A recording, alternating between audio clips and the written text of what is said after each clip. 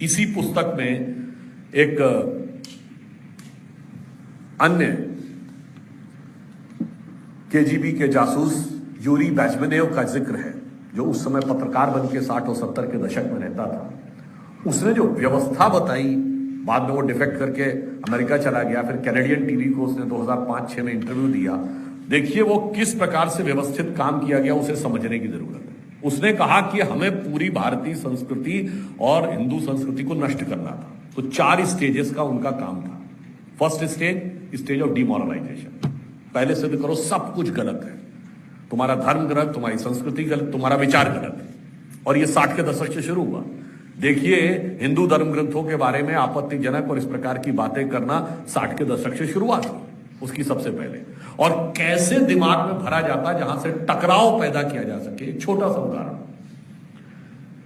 मैं उसके विस्तार में नहीं जाऊंगा क्योंकि उन सब चीजों का बहुत गहरा तात्विक और आध्यात्मिक भी एक्सप्लेनेशन है, ऐतिहासिक के साथ साथ। उन्होंने कहा माता सीता को भगवान राम ने वन में भेज दिया। देखिए कितना बड़ा अत्याचार होता था महिलाओं के साथ। ये लेफ्टिस्ट माइंडसेट था।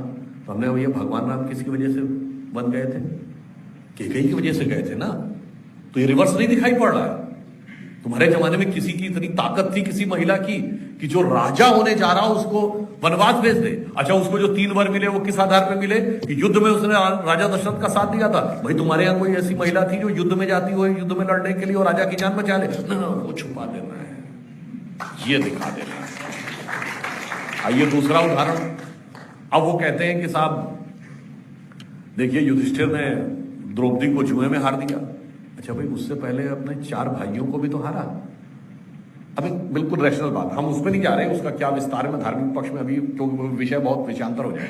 अब बताइए, पति पत्नी का एक दूसरे पे ज्यादा अधिकार है या मैच्योर होने के बाद, बालिग होने के बाद एक भाई का दूसरे भाई पे ज्यादा अधिकार है? ज्यादा बड़ा क्वेश्चन ये था कि भाई भाई को कैसे हार गया, वो मुद्दा नहीं बनाना है। क्यों? भाई भाई कोई वर्ग नहीं है। यदि मैं किसी का छोटा भाई हूं तो किसी का बड़ा भाई भी हो सकता हूं रिश्ते में। तो इस भाई विषय को लेकर टकराव नहीं किया जा सकता है, स्त्री पुरुष को लेकर टकराव किया जा सकता है। वहां पे ढूंढो जहां पे समाज के वर्ग हैं, उस वर्ग में संघर्ष पैदा करने का प्रयास करो। जैसा कि अभी हितेश जी ने और अन्य वक्ताओं ने, राजीव तुली जी ने भी इस विषय के बारे में बताया कि कैसे समाज के अंदर एक परवर्जन क्रिएट करके एक वातावरण बनाकर संघर्ष करने का पूरा बताया जाए उस प्रकार की चीजों में। और वो देखिए वो आज तक भी चल रहा है। पहले भी मैं एक उदाहरण जो था वो बताना चाहता हूं। जैसा कि अभी बलदेव जी ने बताया था, तो वो जैसे मैंने उदाहरण बताया राम मंदिर के विषय पर, तो उसी समय डिबेट्स में हम लोगों से पूछा जाता था राम मंदिर के विषय पर। जब Lucknow bench of Allahabad high court में जजमेंट चला तो कोर्ट ने कहा दोनों अपने पक्ष के हिस्टोरियंस ला सकते हैं। तो हमारे पक्ष से जो लोग गए थे उसमें डॉक्टर देवेंद्र स्वरूप थे, एसपी गुप्ता साहब थे, एसपी ग्रोवर साहब थे, डॉक्टर हर्षनारायण श्रीवास्तव थे। 2 लोगों से तो मुझे व्यक्तिगत रूप से बचपन में मिलने का मौका मिला है। डॉक्टर देवेंद्र स्वरूप से मैं मिला हूं, डॉक्टर हर्षनारायण श्रीवास्तव से मिला हूं, और ये सब अपने विषयों के जानकार थे। दूसरी तरफ से जो लोग गए थे वही DN झा, सूरज भान, RS शर्मा वगैरह वगैरह। और ये कभी खुद अपीयर नहीं हुए, इन्होंने अपने प्रतिनिधि भेजे कोर्ट में। अब देखिए कोर्ट में तो लफाजी नहीं चलती। कोर्ट में सबसे पहले उसने पूछा कि अच्छा ये बताइए कि आप में से कितने लोगों का विषय एंशिएंट इंडिया है? ज्यादातर ने कहा नहीं। अब आइए, एंशिएंट इंडिया में 2 विषय होते हैं हिस्ट्री में, आर्कियोलॉजी एंड कल्चर। तो ये मामला खुदाई का था, आर्कियोलॉजी जो खुदाई का विषय देखो। तो उन्होंने कहा जी हमारा आर्कियोलॉजी विषय देखो। ठीक है साहब, अब कल्चर पे आइए, तो कल्चर में लिटरेचर आता है। अब सारा का सारा डॉक्यूमेंटेशन ऑफ लिटरेचर 2 ही भाषाओं में है, संस्कृत और फारसी। उन्होंने रिटर्न में दिया कि हमें फारसी भी नहीं आती और एक आध को छोड़ के बाकी को संस्कृत भी नहीं आती। आप सोचिए साहब कितने मजेदार है। न लिखाई जानते थे, न खुदाई जानते थे, और दावा यह था सारी खुदाई जानते थे। जबकि हमारी तरफ से जो इतिहासकार गए, मैं स्वयं बता रहा हूं, डॉक्टर हर्षनारायण श्रीवास्तव जितने बड़े संस्कृत के ज्ञाता थे उतने बड़े फारसी और अरबी के ज्ञाता थे। उस जमाने में कोई ट्रांसलेशन अवेलेबल ऐसे नहीं होता था जैसे हम गूगल से कर लेते हैं। तो यदि बाबरी मस्जिद एक्शन कमेटी के लोग कोई डॉक्यूमेंट देते थे फारसी में लिखा हुआ और उसका वो ट्रांसलेशन देते थे हिंदी या इंग्लिश में, तो हम कैसे मान लें कि वो ट्रांसलेशन सही है? क्योंकि एक शब्द भी इधर उधर हुआ तो उसका अर्थ दूसरा हो जाएगा, तो डॉक्टर हर्षनारायण को दिया जाता था। जब वो बैठ करते थे तब ये होता था। आप सोचिए कि इस आधार, और सुनिए, उनमें से किससे पूछा गया कि आप किस आधार पे ये बोल रहे हैं। कईयों ने तो बड़ी हास्यास्पद बातें उसमें लिखी हैं, यानी क्या क्या। खैर, तो उन्होंने कहा गया कि हम तो इस आधार पर, उन्होंने मीडिया रिपोर्ट्स कोट की, तो कोर्ट ने इस पर नाराजगी व्यक्त की कि आप इतिहासकार हैं, आप मीडिया रिपोर्ट्स कैसे कोट कर सकते हैं। और आप सोचिए कि इस आधार के ऊपर देश में कितना बड़ा वितंडावाद बनाने का प्रयास किया गया। और के मोहम्मद साहब, जो कि आर्कियोलॉजिकल सर्वे ऑफ इंडिया के ज्वाइंट डायरेक्टर थे, 1976 में जब राम मंदिर आंदोलन का कहीं नामो निशान नहीं था, उस समय ये रूटीन खुदाई हो रही थी और अयोध्या में नीचे खुदाई में खंबे देखने लगे, तो उन्होंने लिखा है कि मैं खुद उस खुदाई को, यानी आर्कियोलॉजिकल एक्सपेडिशन को लीड कर रहा था, तो इंदिरा गांधी की सरकार में इन वामपंथियों ने प्रेशर डालकर रुकवा दिया एक्सकवेशन, और रुकवा ही नहीं दिया, उसका कोर्ट से स्टे ले लिया, खुदाई नहीं हो सकती। मगर उसके बाद क्या करें, टेक्नोलॉजी ने मार दिया। जब अटल जी की सरकार आई तो ग्राउंड पेनिट्रेशन रडार की टेक्नोलॉजी आ गई, तो उन्होंने कहा जब ग्राउंड पेनिट्रेशन रडार पर तो रोक नहीं है, तो उससे क्या हुआ, नीचे अंदर सबको दिखने लगा जो दिख रहा था। मतलब ऑपरेशन नहीं हो सकता है, अल्ट्रासाउंड तो हो सकता था, तो जमीन के अल्ट्रासाउंड में दिख गया नीचे स्ट्रक्चर है। जब वो रिपोर्ट कोर्ट को दी गई तो कोर्ट ने कहा हाँ खुदाई करवाओ। अब देखिए कैसे स्टैंड बदले। पहले उन्होंने कहा जी ये जमीन जो है वो सादे जमीन पर बनी थी, ये गलत दावा है, ये किसी मंदिर पे बनी है, किसी स्ट्रक्चर पे। ठीक है साहब, अब जब दिख गया जीपीआर में, रडार में कि नीचे कुछ दिख रहा है, तो उन्होंने कहा नहीं जी ईदगाह पे बना हुआ है। जब खुदाई की परमिशन दी गई और उसमें खंबे निकलने लगे, अब उसमें क्लियर कट हिंदू स्ट्रक्चर दिख रहा है, मुस्लिम स्ट्रक्चर, तो उन्होंने कहा नहीं जी ये बुद्धिस्ट स्ट्रक्चर है। तो फिर जब उसके अंदर वो विष्णु और कमल और वो सब दिखने लगे, उन्होंने कहा नहीं ये जैनी स्ट्रक्चर है। कोर्ट ने उनसे पूछा है भैया आपका स्टैंड बार बार चेंज क्यों हो रहा है, आप एक बार अपने स्टैंड पे कायम क्यों नहीं हो रहे हैं। वो स्टैंड पे क्यों नहीं कायम रहता है, क्योंकि झूठ के पांव नहीं होते, और उस झूठ को आज हमें समझने की जरूरत है, क्योंकि ये दिखने में बहुत आसान होता, समझने में मुश्किल होता। वैसे एक ऑन द लाइटर नोट बात कहूं, हम लोग जब बच्चे थे तो दूरदर्शन के ऊपर एक सीरियल आता था कक्का जी कहीं, आपको यदि याद हो, तो उसमें जो कक्का जी बने हैं वो पूर्वी उत्तर प्रदेश की भाषा बोलते थे, और गजानन बाबू बिहार की भाषा बोलते थे।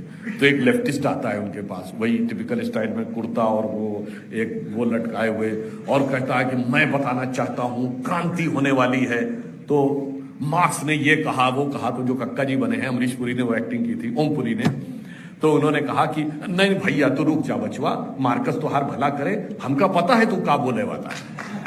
तो उसने कहा क्या, भाई तू यह बोले वाला है फट जा, फूट जा, बिखर जा, बन जा ज्वालामुखी। तो कहते मगर आपको कैसे पता था। कहे अब तू का शकल देख के पहचान लिया तू लेफ्टिस्ट है। तो कहे कैसे पहचान लिया लेफ्टिस्ट, अरे कहीं पढ़ाई लिखाई लेफ्ट, धंधा पानी लेफ्ट, घर चौबारा लेफ्ट, देश धर्म सब लेफ्ट, जब तू सब कुछ लेफ्ट कर दिया तो लेफ्टिस्ट हुआ ना। तो आप ये समझ लीजिए कि जो लोगों ने हमको ये बताने का प्रयास किया उनकी वास्तविक स्थिति क्या थी, मगर इसमें आपको ये समझना चाहिए इसमें षड्यंत्र कितने गहरे थे जो इसमें बताया गया। इसलिए मैंने बताया first stage of demoralisation, Yuri Benjamin, सब कुछ कह दो तुम्हारा गलत है, ये गलत है, वो गलत है, तुम्हारी संस्कृति। डिमोरलाइजेशन का मैं एक और एग्जांपल देता हूं with due respect to everybody.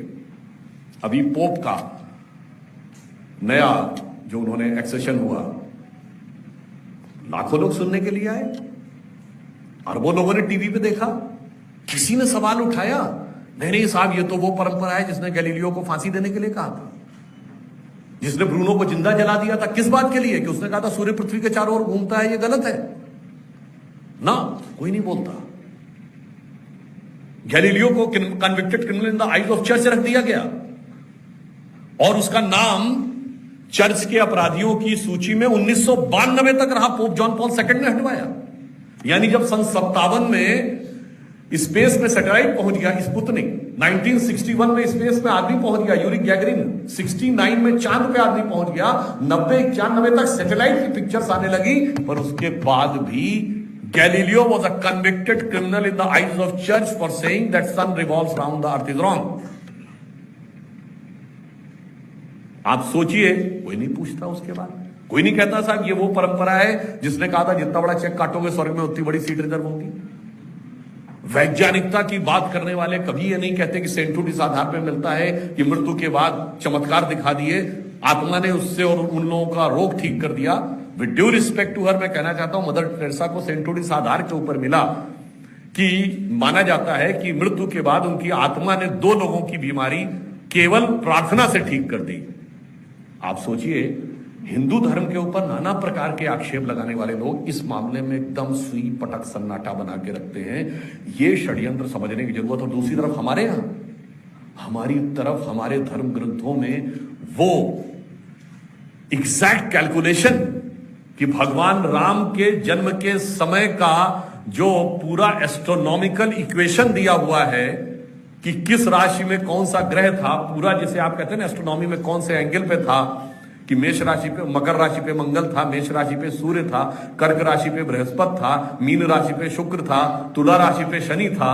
और जब इसको डाला गया नासा के प्लेनेटेरियम गोल्ड सॉफ्टवेयर में तो 5114 बीसी की डेट निकल आई। फिर भी हम अवैज्ञानिक हैं और सूर्य पृथ्वी के चारों ओर घूमता है कहने वाले लोग वैज्ञानिक हैं।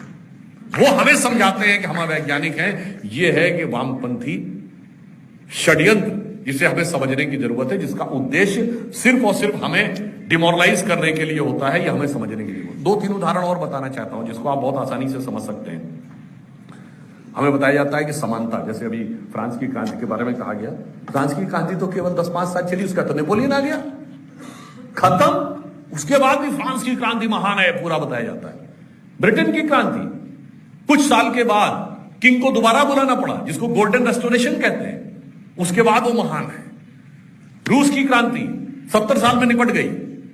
हम लोग तो बच्चे थे उस समय, पढ़ते थे, मुझे याद है जब सोवियत संघ का डाउनफॉल हुआ तो लेनिन की मूर्ति गिराई गई लेनिनग्राड में, तो उसके नीचे रशियन भाषा में लिखा था दुनिया के मजदूरों एक हो जाओ। तो मैंने पढ़ा था उसमें से किसी ने उसमें एक वर्ड में चेंज कर दिया जिसका रशियन भाषा में मीनिंग हो गया दुनिया के मजदूरों मुझे माफ करो। तो आप सोचिए, जो क्रांतियां कहीं सस्टेन नहीं कर पाई उन्हें क्रांति के रूप में पढ़ाया गया।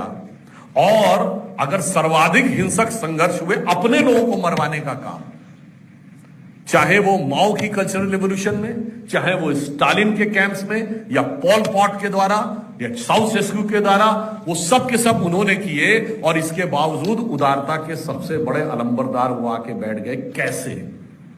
आपको इसको भी समझना चाहिए कि इसलिए मैंने कहा स्टेज ऑफ डिमोरलाइजेशन। देन जब ये मुद्दे खड़े कर ले जाओ। और दूसरा भी एक उदाहरण बताना चाहता हूं, समानता का विचार अंग्रेज लेके आए, गजब है साहब। विलियम बैटिंग ने 1837 में सती प्रथा को समाप्त करने की बात उठी।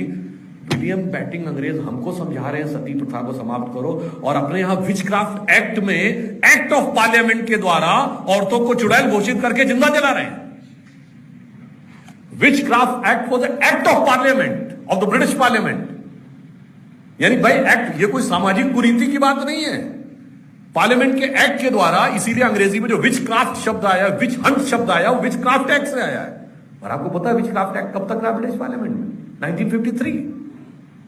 1953 में एक व्यक्ति ने एक महिला के खिलाफ विचक्राफ्ट एक्ट के तहत कंप्लेंट दायर कर दी, तब ब्रिटिश पार्लियामेंट को लगा इसे विड्रॉ करना चाहिए। अब आइए साहब, समानता का अधिकार उन्होंने दिया 1828-29 में, और खुद उस समय अपने यहां ब्लैक्स को गुलाम बना के रखे थे।